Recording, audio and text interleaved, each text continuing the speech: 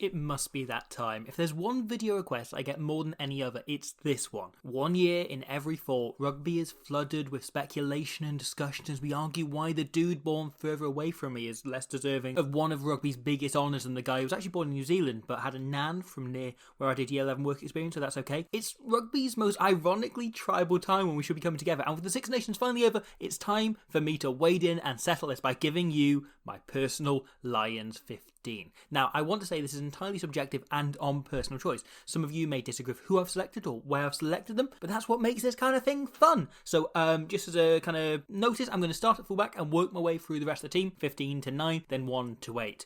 Just looking at the starting 15 in this video, and we'll see from there. So, who starts for the official Squid Rugby Lions 15?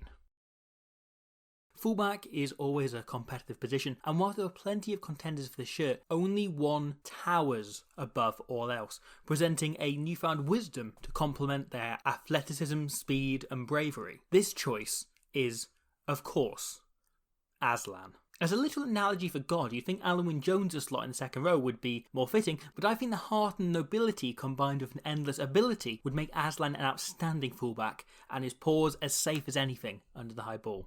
However, it falls apart if you don't strike the balance in the back three. So on the wings, I'm going for the Cowardly Lion from The Wizard of Oz and Brian the Lion from the 1994 Amiga game Brian the Lion. The two of them complement each other very nicely. The Cowardly Lion has a surprising turn of pace, however there are some concerns over his temperament for the big occasion, but I'd back him to find his courage on tour and prepare for whatever the Razzie behind the curtain is going to throw at him. Whilst Brian, cool guy, quick guy, big guy. What more could you want? And in the shirt infamously worn by the great Brian O'Driscoll, I'm going with a close ally of his, Leo the Lion, the Leinster mascot. Alongside the winning mentality forged at club level, Leo has a real turn of pace and physicality about him, and from my trip to the RDS and conversations with female Leinster fans, what could be described as an eager pair of hands. Personally, I'm hoping he uses them to distribute rather than feeling up women on the touchline, which is something I personally witnessed whoever was in that costume for last year's game against Lyon do, and have heard stories since from other fans that him sitting in that teenage girl's lap uninvited and rubbing his paws all over her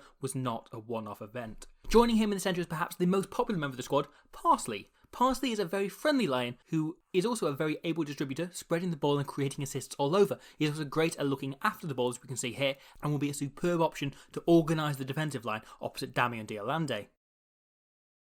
At 10 we have Lionel Boxease.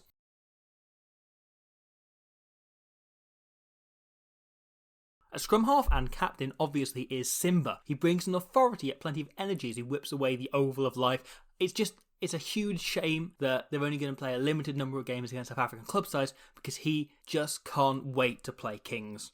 Moving into the front row, we have a close colleague of Simba, Prince John from the Disney animated film Robin Hood, who will bring plenty of power and experience to the front row, even if he can be lazy from time to time.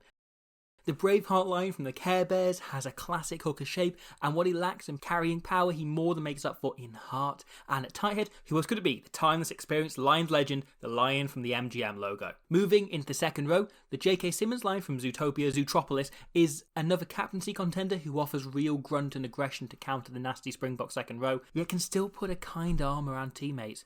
Expect to hear him call Faf de Klerk cute over the ref mic. Moving into the back row, we have a lion who knows South Africa very well. Cecil the Lion, who's never afraid to put his body on the line. Alex the Lion developed a love for the sport in Rugby Mad Madagascar and always uses his incredible physicality to good effect. He gets through mountains of work without ever being pinged for not rolling away because he's always able to move it.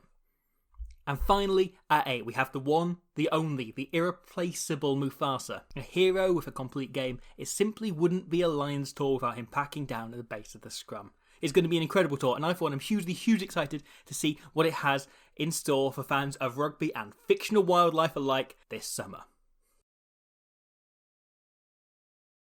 I've got no idea why so many people wanted that particular animal, but if I get an equal number of requests for a baboon or zebra or any other wild animal 15, I will do it. I will follow through and do the same thing.